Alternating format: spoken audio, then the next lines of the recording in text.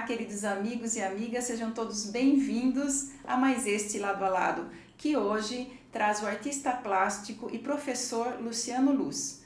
O Luciano já esteve aqui há algum tempo falando sobre sua carreira e suas obras em grafismo clássico e pop art. Autodidata, ele aprendeu a pintar sozinho, mas há anos compartilha seus conhecimentos e técnicas com seus alunos que estão em busca de um caminho nas artes. Bem-vindo, Luciano. Muito agradecido pelo convite. Mais uma vez estando aqui com você, é uma grande satisfação. Prazer é meu. E vamos falar então um pouquinho nesse programa sobre o Luciano professor, né? Tantos anos aí ensinando. Há quanto tempo você ensina arte? Para alunos, né, há 26 anos. 26 anos? Que eu já ensino. Eu tenho, assim, um estudo anterior a esse, né, onde eu tinha algumas pessoas que tinham curiosidade em aprender, mas de forma mais séria, assim, 26 anos. Em quais lugares você leciona? Eu dou aula particular, eu tenho um estúdio, né, meu ateliê, onde eu desenvolvo minhas artes, e também estou há 15 anos trabalhando na EMIA, que é uma escola municipal de iniciação artística da Prefeitura de Itu.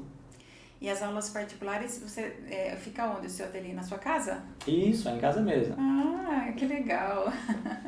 E Luciano, você tem ideia de quantos alunos você já orientou nesse tempo todo?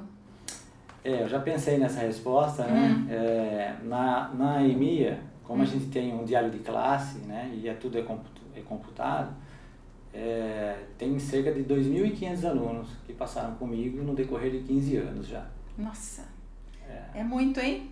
Sim, eu tenho uma média lá de 100 alunos por semana. De segunda a sexta, eu atendo 100 alunos, a média dos 15 anos. Teve anos que eu já tive 150 alunos de segunda a sexta, esse ano estamos com 70 alunos. 70 alunos? E que faixa etária você leciona? Eu já passei por vários governos na prefeitura, né? Então, entra um secretariado e entende que tem que ter uma faixa etária, outros entendem outra. Então, esse ano aqui nós estamos até com 21 anos de idade. Mas já foi aberto assim o curso para todas as idades. E aula particular, você dá até que idade? Tem alguma faixa etária? Então, o desenho clássico é necessário que você tenha algumas condições motoras, né? Tá. Como coordenação, né? Como a percepção de você entender o que o professor está falando. Então, eu estipulo 10 anos de idade. Porém, né, não sou eu que vou falar que um aluno menos de 10 anos não possa fazer aula. Então, nesse caso, eu preciso fazer uma aula teste, que dura em média meia hora, já dá para saber se o aluno tem condição ou não. Ele vai perceber, né, e os pais juntos vão perceber essa realidade com ele. E você costuma fazer várias exposições, né, dos seus alunos. Por que é importante o aluno expor o seu trabalho? Eu sempre comento com os pais dos alunos, né, que eles são alunos antes da exposição e depois da exposição. Você consegue perceber essa diferença, né? Todo mundo percebe, os próprios alunos, o brilho no olho deles, né, entrega isso. E os pais comentam, relatam muito isso também, né. Mas eu sou muito a favor de que eles tenham essa experiência, porque qual é o caminho, qual é o final, né, do artista? Ele está no seu ateliê, ele produz seus trabalhos, ele estuda, né? Depois ele não pensa nas pessoas, ele pensa primeiro se ele vai conseguir desenvolver a arte. Quando ele percebe isso, passa primeiro para ele um reconhecimento. Mas ele não tem noção, porque o processo é lento, do quanto está bom o trabalho dele. Então, quando ele vai a campo, né, ele faz uma exposição pública, ele começa a ouvir das pessoas ali coisas que eles não imaginavam. Sim. Então, eles voltam querendo mostrar mais coisas para as pessoas. E aí eles entendem a importância do que eles faziam em aula. Motiva eles a retomar o estudo com mais força ainda. Exatamente, porque quando o aluno é jovem, ainda mais quando é jovem, ele não tem noção do que significa. Ele está chegando agora na vida, né, com 8, 9 anos, né? Ele não tem noção do que é artes plásticas e o quão é importante e o quanto as pessoas gostam disso. Para ele, é quase a mesma coisa do que ele fazia na casa. Então, quando ele percebe que a imagem ganha, né, uma aparência, uma qualidade estética melhor e que os adultos não conseguem fazer e elogiam ele começa a ter noção da importância daquilo. Então, ele volta para a aula se dedicando com mais ênfase aos exercícios. E uma curiosidade, como é que faz para tirar esse artista de dentro do aluno, né? Isso é algo que eu não posso ensinar, né? Isso vem um pouco na embalagem já, né? O aluno ele chega em casa procurando o desenho, porque os pais, quando ele é jovem, os pais percebem esse apreço que ele tem na casa, então quer investir nisso. Os adultos, eles começam a acreditar, né, através de programas como esse, né, e outras entrevistas, quando eu falo que todo mundo pode aprender. Então eles vão à exposição, percebendo isso, eles começam a querer se arriscar. O adulto é isso, né? Matar aquela vontade de infância. Então ele tem que ter essa vontade.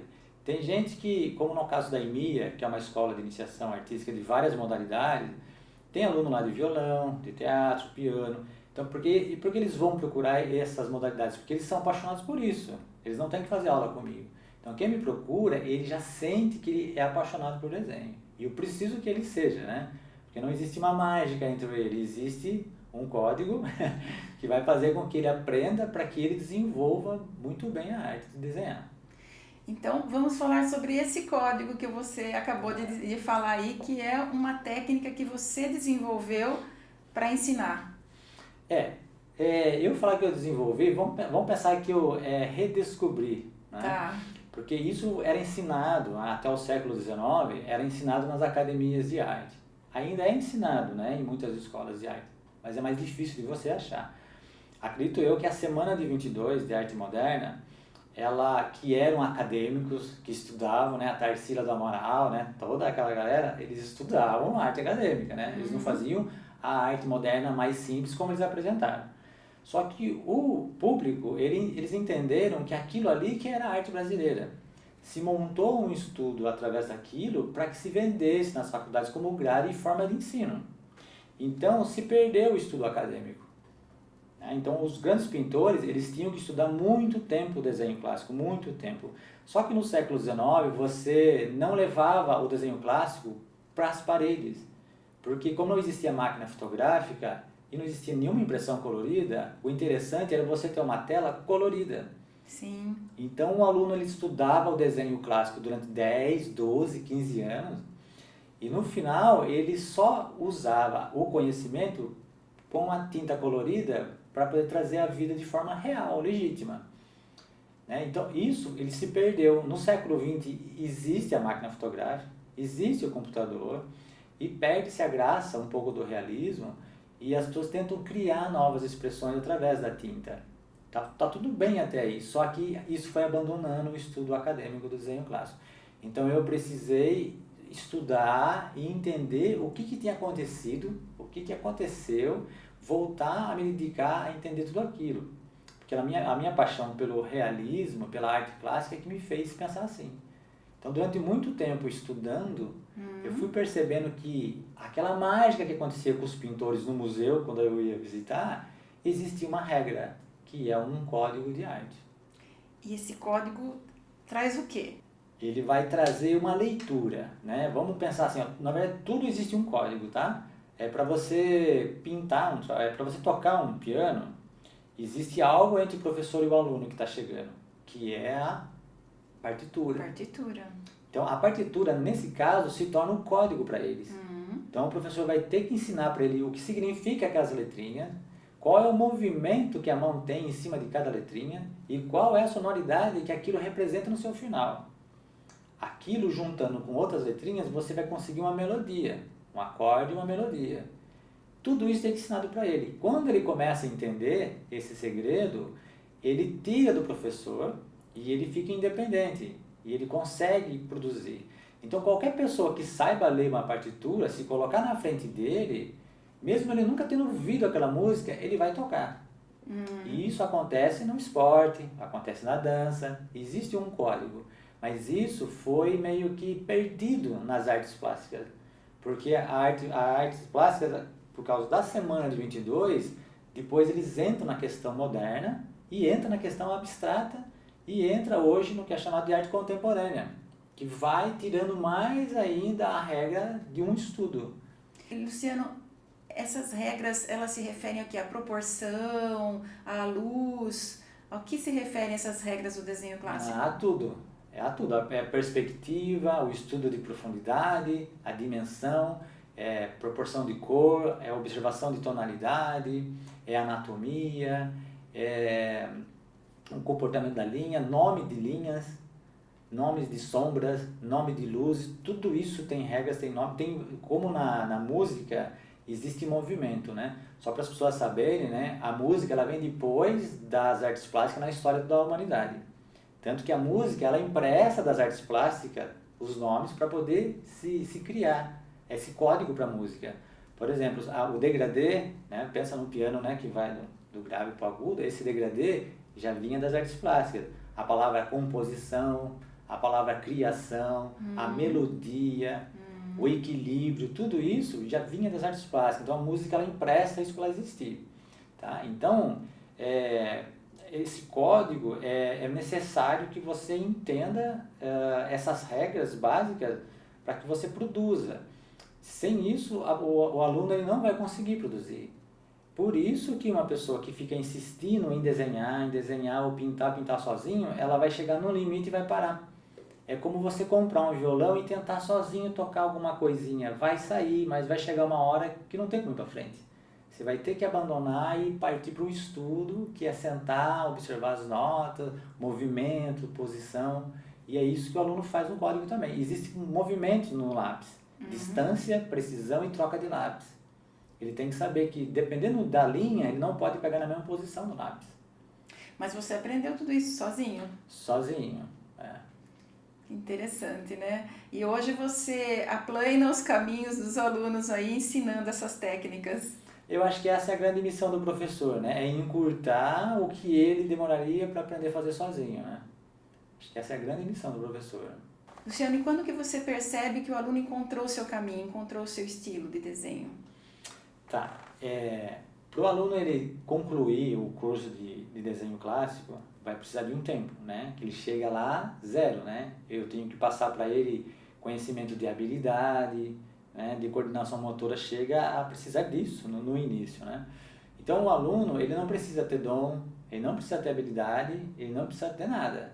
Se ele tiver paixão por desenho, esse código ele é capaz de gerar no aluno primeiro a habilidade para depois ele conseguir compor uma imagem. Quando a gente está falando de composição, nós precisamos entender que a composição, como a música também pensa assim, prestou isso das artes plásticas, a composição você precisa da habilidade, né? Você toca um instrumento, por exemplo, você toca um piano, e você precisa da sua emoção, né? Sim. Você precisa escrever um poema, você precisa escrever alguma coisa. Então, o que é o compositor da música?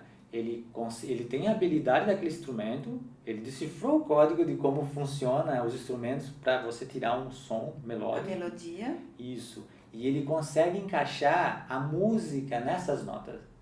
Então ele compõe.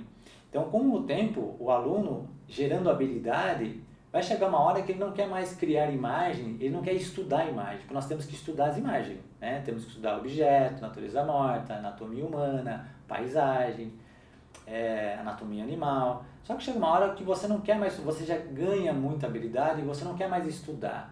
Só que o estudo é infinito, porque sempre que nós estamos fazendo uma nova imagem, existem novas situações ali que precisa de esforço e trabalho sempre, né?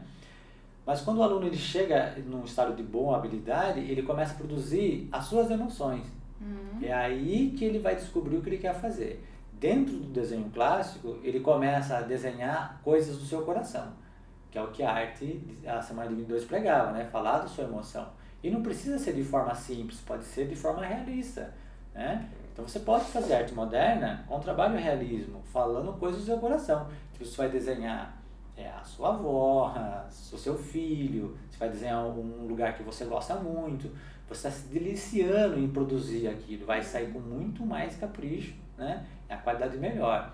A questão da técnica, né? Tipo arte abstrata, cubismo, surrealismo, isso é indiferente, isso vai da paixão natural de cada um. Eu tenho minha paixão por arte pop também, né? É isso que eu ia perguntar, quando que você descobriu esse seu estilo, né, da arte pop e do grafismo clássico?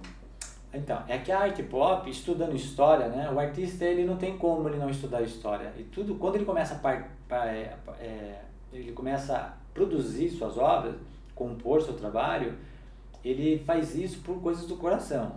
Isso geralmente está ligado ao passado. E quanto mais você estuda o passado, mais você descobre coisas interessantes que você quer compor, né? Então, a arte pop, ela não foi diferente. Como eu gosto muito dos anos 50 para trás, eu gosto muito do século XIX, século XVIII, até os anos 50, para mim é a última década, assim, interessante. Os anos de ouro, né? Anos dourados. Para mim parar ali, sabe? 18, 19 até 1950.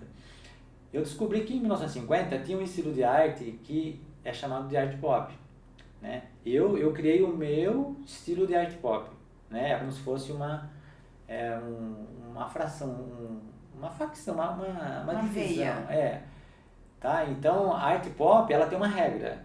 Por exemplo, você não pode usar degradê na arte pop, né? Você tem que usar cores chapadas apenas, um traço forte, né? E você pode colocar retículas, pontinhos, né? Para que você consiga uma sombra maior ou menor. Coisa que era muito própria das revistas, dos jornais. Sim, e dos almanaques de HQ. Era uma granulação, né, na impressão. Isso. Imita aquela granulação da impressão antiga, Isso. né? Essas retículas, se você aumenta o campo delas ou diminui, você consegue uma sombra mais forte ou mais fraca. E aí eu também amo muito desenho em quadrinho, né? E os personagens de super-herói, quando criança, eu acompanhei os primeiros movimentos, que é aquela animação mais antiga do Hulk, do Homem-Aranha, né? Que era bem parecido com o almanaque mesmo. Então, quando eu vi tudo aquilo, aí eu estudando artes plásticas, descubro o Andy Warhol, né? E o Roy Lichtenstein, que pegavam almanaques e faziam em escalas grandes, alguns closes, né? Da cena de ação dos almanaques. Só que eles faziam com serigrafia, com silkscreen, eles pintavam na tela de pintura. Desde adolescente que eu trabalho com pintura de camiseta, sempre quis estampar nas camisetas com as minhas coisas que eu desenhava. Então, quando eu descobri que eles faziam com silk, eu pensei, nossa, que legal, eles fazem HQ com silk, o que eu vou fazer? Eu vou fazer arte pop, então, estilo HQ, mas sem o silk, porque eu sei desenhar, então eu vou desenhar, fazer tudo na mão, perder essa coisa da mecânica, da serigrafia e trabalhar na mão mesmo, produzir a sensação tudo na mão. E aí eu enxerto algumas outras regras, né, como o cubismo, que eu gosto muito do Piet Mondrian, que trabalha com linhas retas e cores chapadas, né? Praticamente você vê ali uma página de HQ, só que sem personagem, né? São linhas Nós vamos ver uma foto aqui daqui a pouquinho. Isso, tem alguns trabalhos assim, né? Que eu faço até uma homenagem ao Piet Mondrian e alguns trabalhos meus de arte pop. Ô, Luciano, sua paixão aí pelos anos 50 fica bem caracterizado no seu penteado, né? No topete aí dos anos 50, você curte mesmo, né? Mas eu não... Isso não é para ter um estilo, sabe? É porque eu acho que tem muitas coisas nos anos 50 que criou-se assim, um estilo muito interessante que eu acho que outras coisas não vão ficar no lugar. Por o próprio carro, né? Os carros modernos hoje, eu acho que os carros daquela época são muito mais estilosos, sabe? Eles têm mais linhas, eles têm mais designer, né? Como a gente gosta de desenho, então muitas coisas dos anos 50 eu acredito que é mais interessante, eu acho mais legal de se viver. E você dá muitas palestras também em escolas, em faculdades, né? Então, a minha palestra, ela sempre tem o mesmo título, que é a desmistificação da arte. O meu propósito ali é, através da etimologia das palavras, mostrar para as pessoas o sentido real de como as coisas deveriam ser, não o conceito das coisas. O que existe muito hoje, e as pessoas se perdem um pouco nisso, é quando elas querem viver de conceito, não de sentido. A palavra sentido, ela já indica uma meta, né? Que vem do grego, né? Uma direção, é o sentido da vida, né? A gente quer ter um sentido para as coisas, né? Então, quando você troca o sentido por um conceito, tipo, eu acho que é assim, para mim pode ser assim, eu penso que é assim. Quando você usa esses termos, você pode conviver com isso, mas você vai perder muita riqueza na vida, porque você não sabe o sentido real dela. Então, a palestra, ela vem explicar palavras como, por exemplo, artes plásticas, né? As pessoas não sabem o que significa plástica. Tipo, ela quer fazer artes plásticas, mas ela não sabe o que significa plástica. A palavra arte, mesmo, quando eu pergunto numa faculdade, isso acontece. O que significa arte? As pessoas enchem de conceitos a explicação. Mas quando foi criada essa palavra lá atrás, ela teve um sentido. E quando você explica o sentido, as pessoas fazem assim, nossa, mas não sabia que significava isso. Porque a pessoa está vivendo de um conceito, e esse conceito pode dar para ela um monte de explicação que talvez não vá fazer ela evoluir. Então, essa palestra ela tem essa primeira importância, né, que é desmistificar um monte de palavras como talento, como dom, que as pessoas não sabem. Se você sair na rua perguntando aí, viu, você sabe o que é dom? Você vai ouvir 1.000.000 de conceitos, mas ninguém vai explicar o que significa a palavra, que é o sentido dela. E quando você entende, a sua vida faz mais sentido. A palestra, ela tem vários motivos, né? O primeiro é esse de desmistificar conceitos errados das palavras que as pessoas usam sempre. Mas também é uma forma que eu uso de divulgar essa compreensão. Eu preciso que as pessoas compreendam que todo mundo pode aprender arte. Existe um código errado, né, colocado na nossa mente desde criança, de forma até sem intenção, né? Isso aí as pessoas falam isso de forma sem saber também, né? Nossa mãe fala, viu, mas não é para você a arte, é só para quem nasce com um dom. E na verdade não é isso. O que você precisa ter para você estudar qualquer coisa na sua vida é paixão pelo aquilo que você está se dedicando, né? A obrigação de você aprender qualquer matéria também não é sua. A obrigação de ensinar é do professor. Então a palestra, ela tem essa intenção também de convencer as pessoas que todas elas podem aprender, que se elas forem atrás, né, de um código certo, eu entendo que precisa disso, né? Mas existe, elas podem se tornar grandes artistas, né? Os meus alunos nas exposições, eles têm esse número, né, de 6 anos, né, a 70 anos de idade. Eu tenho todas as gerações de alunos. A qualidade deles distorce muito pouca, mas muito pouca, porque eles aprendem o mesmo exercício, o mesmo movimento, com a mesma disciplina. Que legal, nunca é tarde então, né, Luciano, para aprender arte? Não, artes plásticas não, ainda mais artes plásticas, né, que não exige um esforço físico, né, hoje tudo você tem que ter esforço físico, né, ali é só você sentar e aproveitar. Botar a emoção no papel, né? É. E as técnicas, né? Exatamente. E Luciano, esse ano você está bombando, né? Fazendo exposições, muitas. Obrigado. Fala um pouquinho sobre essas exposições que você tem feito. São exposições coletivas, né? Dos alunos e são também algumas individuais, não é? Isso. As minhas aulas particulares, né? Eu a cada semestre, dependendo um tempo que eu entendo que os alunos estão prontos para expor, isso pode ser antes ou depois, eu realizo exposições deles, que é o nome que eu dou de pupilo sempre, né? Para que as pessoas saibam sempre que se trata dos meus alunos. Na EMEA, lá também nós fazemos exposições, mas como lá é uma questão mais técnica, por ser uma escola, né, que atinge um outro público, então nós temos uma avaliação lá. Então na avaliação nós já usamos a exposição para avaliar o aluno. Tá. Isso ocorre ao fim de cada semestre também. E essa exposição Pupilos que você fez este ano foi onde? Foi no Stagione, né? Que eles cederam um espaço gentilmente para a gente poder fazer uma grande divulgação lá. É a primeira vez que, nos meus estudos, aqui em Itu, você tem no século XIX uma exposição de desenho e nunca mais houve. Então essa que foi realizada há semanas atrás, foi a primeira em 100 anos de história da cidade. Que legal! E você foi recuperar essa informação? Olha só! Estudando o passado, né? Nós temos 3 grandes pessoas no passado envolvidas em desenho, né? Que é o Peri Guarani Blackman, que é o seu pai, Demetrius, e o Almeida Júnior. Olha o curioso, né? E como é a falha que existe no século XX sobre o estudo do desenho clássico. O Demetrius é um professor italiano que veio para o Brasil, o Almeida encontra ele em São Paulo e convida ele para dar aula aqui em Itu. Quando ele vem no Cesário Mota dar aula de desenho artístico, ele é o primeiro professor de desenho em todas as escolas do estado de São Paulo. Não existia a arte de ensinar o desenho. Uma educação artística, não existia em nenhuma escola do estado de São Paulo. Ele é o primeiro que faz isso e faz aqui em Itu. Por isso que a gente não ouve no passado falar exposição de desenho clássico. Aí a semana de 22 vem pregar a pintura, não prega o desenho, também não prega mais o estudo acadêmico, e o desenho clássico você precisa, porque é um apego exagerado aos detalhes até, né?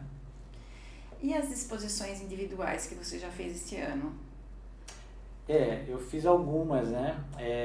Aqui tem um Celeiro, que é um restaurante aqui perto do Campo Casarão. É um lugar, assim, incrível, assim, bem sítio, né? No alto de uma colina, que eu amo essa paisagem, né? Então eu levei um histórico mais caipira. Fiz uma em Sorocaba, que teve um festival de blues, né? Que eles me convidaram para poder expor, né? Foi muito interessante a exposição lá, porque em meio a bandas, né? E é um festival que é todo dia, é o dia todo, né? De manhã até a noite, só bandas de blues, né? E tinha também aqueles jazz, street jazz, em que ficava andando pra rua nos intervalos das bandas, e tá lá a exposição de quadro, né? Então as pessoas não esperavam por isso. Sei. E nessa exposição de blues, você levou quadros com artistas, cantores, é isso? Sim, E no estilo pop art? E desenho clássico, os dois estilos. Isso, porque você tem que entrar no campo ideológico, né? Fazer com que a turma respire o espírito deles ali, que é o meu também, né? Que eu amo esse tipo de música, né?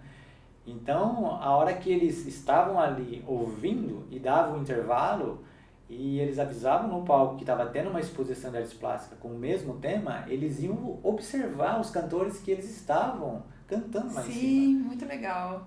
Então bateu neles assim uma emoção muito interessante. Eu ouvi comentários assim incríveis, do tipo assim que a maior parte, né, era casal, e os homens que gostavam de desenho, eles chegavam ali e comentavam que achavam que artes plásticas era coisa para as mulheres comprarem. Sim. Achavam que ele teve um comentário que foi muito interessante. O cara falou assim para mim: "Você me fez gostar de artes plásticas". Eu falei: "Nossa, eu fico feliz por isso", mas por quê? Ele falou assim: "Porque é a minha esposa que compra, e é sempre fruta, flor, vaso, de repente eu tô vendo aqui a Janis Joplin, Robert Johnson". Poxa, isso aqui é pra mim. Os ídolos dele ali, né? Aí eles queriam comprar para pôr na casa deles, né? Eles falaram: "Nossa, eu quero comprar, quanto é? Puxa, isso aqui é pra mim". Então eles nunca acharam que artes plásticas podia ser algo que tivesse a ver com um público masculino, adulto ou feminino, né? E que gostasse de rock, né? E no Celeiro você levou a temática caipira. O que, assim, por exemplo? Cita aqui algumas obras que você levou ali. Como o artista ele é um processador de sentimento, né? Quando ele está compondo, é isso, né? Então eu tenho algumas coisas do passado. Quando era criança eu vivia numa região mais de periferia na cidade de Itu, que era uma ex-fazenda, né? Que estava sendo loteada, né? Como até hoje, assim, né? E aí tinha muito rio, né? A gente pescava, nadava, andava descalço, pedregulho, não tinha asfalto ainda. A gente não tomava café em casa, saía comer na rua, catando as frutas e tal. E na televisão passava um seriado que eu amava, que eu assisto até hoje, que é o Daniel Boone. Eu adorava também. Né? E até hoje eu gosto demais dele, é um herói, ele realmente existiu, né? Fui pesquisar a história, é incrível a pessoa dele, né? O personagem dele é incrível, né? E os Waltons também dessa época. Os Waltons, exatamente. Os Waltons, aí você tem no desenho animado, tinha o Zé Colmeia, né?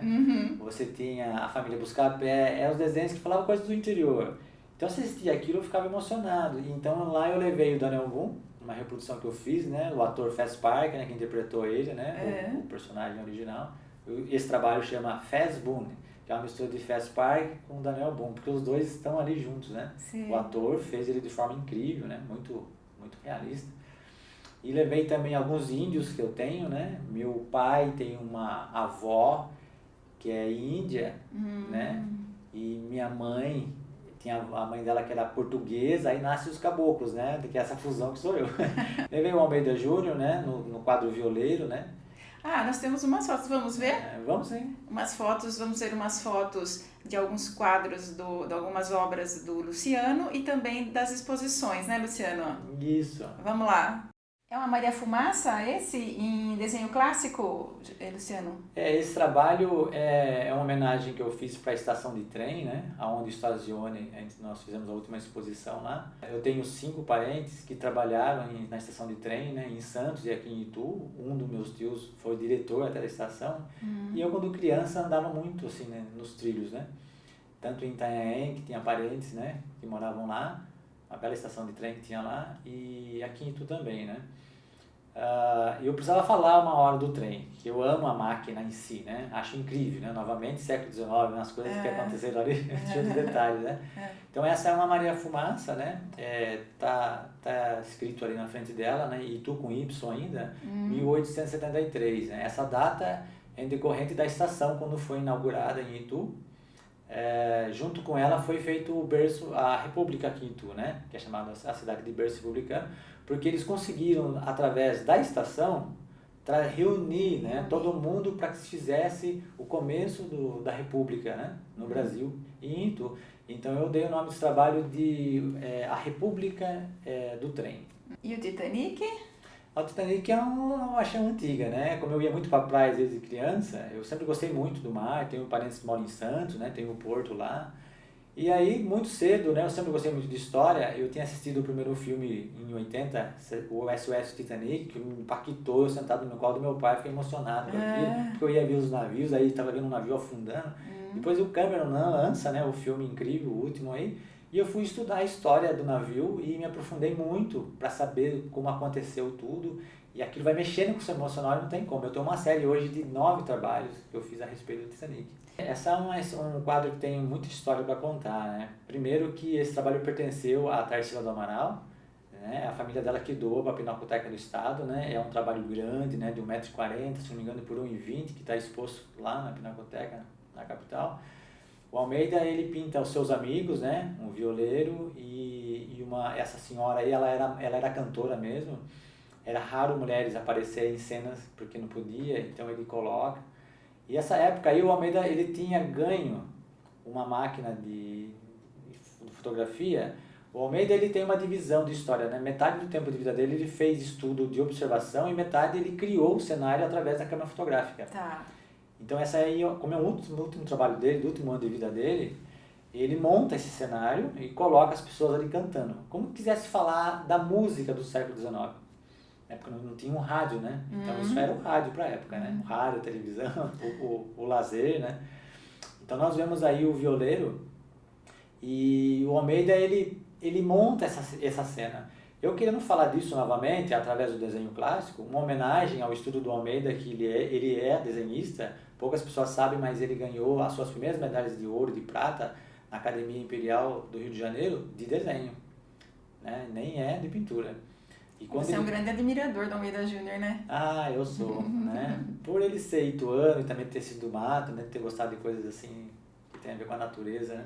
E você colocou ele aí no seu desenho? Pois é, então eu fiquei imaginando que ele poderia estar montando esse cenário. Provavelmente ele entrou nessa casa para olhar por dentro e por fora como ele ia montar essa janela, né? Então eu coloco ele ali no fundo, porque todo mundo, quando vê trabalho do Almeida Júnior, isso é um erro das pessoas, né? Quando a gente fala de Leonardo da Vinci, você não pensa no rosto do da Vinci, você pensa na Mona Lisa, né? As pessoas não vão atrás do artista. O artista, depois que morre, ele morre mesmo, até como fisionomia, né? Você vê, né, nos seus trabalhos a sua personalidade, né?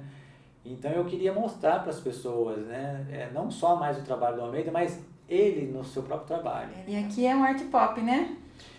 Isso é uma banda irlandesa, a banda Ra, né? Que infância minha toda, né? Começo a ter muita influência dos meus irmãos mais velhos que gostam muito de rock. E aí a música Take On Me, né? Umas mais famosas ali. Na abertura do clipe tem umas cenas parecidas com essa, Isso, né? Eles usam o quadrinho, que eu gosto de art pop, né? Então eu pensei, eu gosto de art pop, eu gosto de coisa colorida, gosto de desenho. A hora que eu vi o clipe, né? Comecei a lembrar, mas por que eu nunca pensei nisso antes, né? De pegar aquelas cenas do quadrinho preto e branco do clipe e montar um quadro da banda, né? E aqui você traz também um pouco de Mondrian, né? As linhas pretas, porque o quadrinho, o HQ, na verdade ele tem um espaço de linha preta e uma faixa branca, né? Então eu tirei a faixa branca, deixei só a linha preta para poder remeter à composição do Mondrian. E esse trabalho aqui, Luciano, quem são esses? Essa é uma história de muito carinho, né? É uma fase de processar que não tem como, né? São os meus pais. Ah, são seus pais. É um trabalho que chama Fuga de Asa Branca, que conta a história da imigração, né? Migração do Nordeste para cá, ali nos anos 40, 50, 60, por causa da seca, né? E meu pai sempre cantava música Asa Branca. Até hoje, quando ele ouve o Luiz Gonzaga cantando, ele dá uma lagrimada no olho. É vivo seu pai ainda? Ainda tá com 87 anos, né? E quando ele veio para cá, ele veio num caminhão pau de arara, né, ouvindo Luiz Gonzaga falando da asa branca, que, para quem não sabe, é um pássaro, tipo uma pomba, né, que também fugiu de lá por causa da seca. Né? E meu pai, depois ele pega um trem em Juazeiro do Norte e vem para Presidente Prudente, São Paulo, Presidente Prudente, em 25 dias de viagem, na época de Maria Fumaça. De novo, trem na vida. Depois eles trabalham lá numa lavoura de algodão, e conhecem minha mãe lá. Eles casam em Itaici, em Indaiatuba, e lá eles pegam um trem que vem para o Stasione, aqui, no trem republicano, e eles vêm morar para cá. E aqui meu pai trabalha no polo ceramista, que era muito forte, que está retratado na imagem, né? Tem as cerâmicas, e embaixo das chaminés tem 3 casinhas ali. Essas casas são as casas que meu pai comprou ao longo do tempo que ele trabalhou na cerâmica. Seu pai se chama como? José. E a mãe? Dalva. Dalva. E aqui, Luciano, dando palestra? Isso, essa é uma palestra de Sorocaba, né? Uma empresa lá, ela me contratou para poder... porque como a palestra também tem um fundo muito motivacional, eu aconselho todo mundo a assistir essa palestra de Mistificação da Arte, porque além de você aprender conceitos mais interessantes, né, que vai te ajudar a iluminar um pouco mais o pensamento sobre arte, você também vai criar uma autoestima de acreditar que não só você pode estudar arte, mas como você é capaz de todas as coisas. Eu falo muito sobre neurolinguística nessa palestra, aonde eu tento mostrar para as pessoas o poder do nosso cérebro, o quão incrível nosso cérebro é para poder desenvolver coisas. Então serve para qualquer área. E essa obra em arte pop aí, o que você retrata aí? É um trabalho do Michael Jordan, né? Michael Jordan. Eu jogo basquete desde criança, né? Uma coisa que eu sigo junto. Disputei Campeonato Paulista nos anos 90. É a altura, né? Você tem altura para isso. Jogo até hoje, ainda disputo alguns campeonatos amadores, sabe? Eu amo muito basquete. E aí eu precisava retratar, né? Eu começo a torcer pro Michael Jordan quando o Jordan tá começando a sua carreira. Por coincidência, ele se torna o Michael Jordan na época que eu tô torcendo com ele. E aí eu vi ele se tornar o Michael Jordan. Não tinha como não falar dele. Não tinha como não falar dele, né? Muito legal. E aqui, exposição individual ou coletiva? Essa é uma exposição minha. Individual, lá no Stasione, é recente também, né? Fiz um pouquinho antes da exposição Pupilos lá. Esses são alguns alunos, são alunos e os pais dos alunos. Depois que saiu a exposição, a minha exposição, entrou a exposição dos alunos, os pupilos. Os pupilos, né? Na verdade, o Stasione, ele sentiu que as paredes ficaram muito vazias e eles queriam muito que os trabalhos voltassem. Aí eu tive uma ideia de implantar lá a exposição Pupilos, né? Que eu já tive ela em outros lugares no passado, né? E aí fizemos um grande evento lá, teve 40 trabalhos essa exposição. Aqui a dona Rosana e o Dr. Moura. Pois é, a Rô faz aula comigo já faz quase 2 anos, né? Ela também chegou lá como todo mundo chega, assim, meio ensabiadinho, não sabendo se vai conseguir ou não, né? Ela já tinha uma certa habilidade. Falei, calma que a gente vai estudar, que vamos organizando, que a coisa vai evoluir. Ela estava toda orgulhosa com o trabalho dela exposto lá. Tá super bem. E ela tem colocado nas redes sociais, e eu tenho acompanhado essa evolução dela pelos desenhos nas redes sociais. E aqui são todos os pupilos? Foi o encerramento da exposição, né? Foi há pouco tempo aí, todo mundo compareceu lá. Alguns tiveram viagem, outros problemas de saúde, né? Mas a maioria conseguiu ir. Eles ficaram muito felizes, né? Dá pra ver na foto que eles têm, assim, o aluno mais jovem começou a fazer aula em casa com 6 anos e estava na exposição, né? E tem o de mais idade tem 70, né? Então tem todas as gerações nessa foto aí. Todas as pessoas que você vê aí, tem parentes, né, pro meio, né? Não são todos alunos aí, então? Não, aí tem 70% aí é aluno, né? Mas do que você tá vendo de crianças, jovens, adolescentes e várias fases dos alunos adultos, eles são alunos, todos são mesmo, e estudam da mesma forma, com uma qualidade muito parecida. Esse é o Luiz, né, e o Vinícius, né, que a gente fez registro, que era o mais antigo com o mais novo, né. O Luiz é o mais antigo e tem quantos anos? O Luiz, ele começou a fazer aula com 68 anos, 67, 68, ele me procurou por questão de saúde, ele nem sabia se ele ia conseguir aprender a desenhar, mas ele precisava relaxar, que o médico dizia assim. Hoje inverteu, hoje a saúde dele está melhor e ele está extremamente feliz da imagem dele ter uma resolução muito boa hoje. E teve altos elogios lá na exposição. E o Vinícius? O Vinícius começou com 6, hoje ele está perto de 8, também está muito orgulhoso com o resultado dele, os pais dele vêm falando, os parentes comentam, né, que evoluiu muito o trabalho dele. Aqui? Aí é na EMEA, na Escola Municipal de Iniciação Artística, que chama Manolo Santoro, né, que ela é regida pela Casa da Cultura e a Prefeitura de Itu. Aí é uma família que, no centro, a mais jovenzinha, que faz aula, né, foi final de ano, uma exposição deles lá. E aqui no celeiro? No celeiro. Como é um lugar assim, né, que parece até um pouco a cabana do Daniel Boom, né, que chama celeiro lá, foi um lugar muito agradável, então combinou muito, né, o trabalho, né. Com o tema que você levou. Os proprietários ficaram muito felizes com isso também, porque combinou demais. Eu sempre prego muito para as pessoas trabalharem com a ideologia, o Cazuza até falava isso, né, ideologia, eu quero uma para viver, né. Então eu falo para as pessoas, se você vai trabalhar com arte, procura ver o que você gosta para você fazer. Não procura se inspirar em compor coisas que as pessoas querem, porque você não vai ser tão feliz assim. Dê mais sentido para a própria composição, né? Aqui também no celeiro, né? Isso. No primeiro dia, né, a gente colocou todos os trabalhos juntos, depois nós demos uma mesclada. Uma espalhada na casa. Teve um evento lá de artesanato, né? Mas como o meu trabalho é de artes plásticas, eu pus para poder incentivar o artesanato e também ter um outro tipo de informação artística e levei algumas cópias dos próprios trabalhos, caso alguém quisesse levar como presente de souvenirs. E Luciano, até o final deste ano ainda tem alguns meses aí, o que vem por aí? Eu tenho algumas palestras, né, pessoas procurando para fazer palestra no final do ano. Eu tenho algumas exposições também, né? Aqui no Stazione, como saiu a exposição Pupilos, e eu já tinha exposto lá, eles acharam muito interessante a ideia de ter um ponto cultural. Eu já tive na cidade de Itu, por 3 oportunidades, uma exposição permanente, né? Que ficava no Bacos Pub, no centro da cidade ali, e no Vila Cerveja. No Cervantes também, um outro pub que teve em Itu. Então a exposição ela fica no espaço para ter uma atração cultural, decora a casa, né? E eu uso como endereço para que as pessoas possam conhecer minha exposição no horário que eu não possa atender. E eu fiz essa proposta, né, com a Aline, que é a gerente lá do Stazione. Ela achou incrível, ela abraçou a causa. Então, a semana que vem eu vou estar montando a exposição minha permanente lá, Luz Lapisação. E vai ter também no Stazione em Salto ou não? Temos esse plano aí. Então lá, a cada 15 dias, eu vou estar trocando eu vou estar trocando alguns trabalhos para ter novas atrações, né? Porque eu tenho um número maior do que cabe lá. E a ideia é trazer para Salto também umas obras. E eu estou sabendo que você vai fazer também lá na fábrica São Luís algum evento?